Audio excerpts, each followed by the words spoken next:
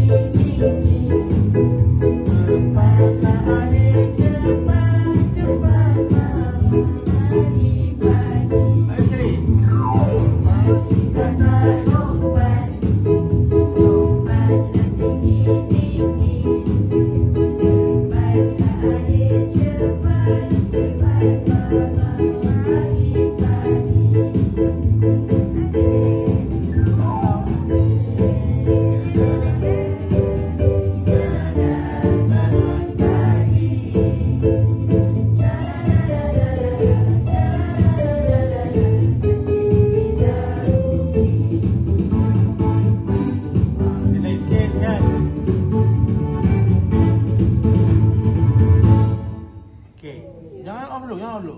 Okay. Tadi kita takut suara kita tak kena kan, macam rendah kan. Kita pergi dekat function.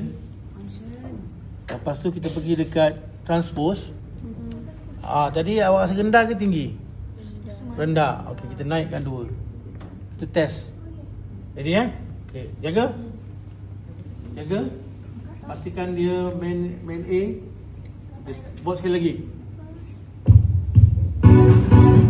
Yang tinggi dah. Tinggi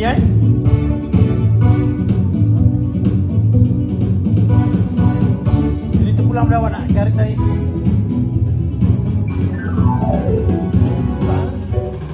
Lompat.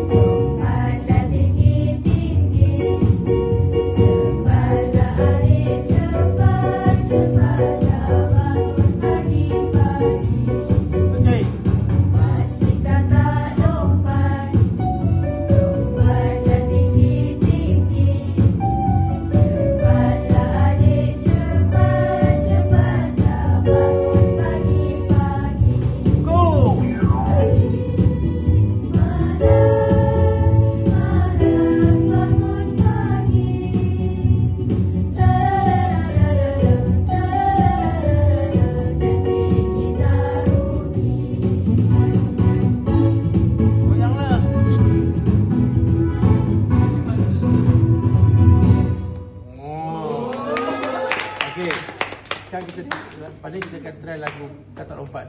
Jom pergi tempat.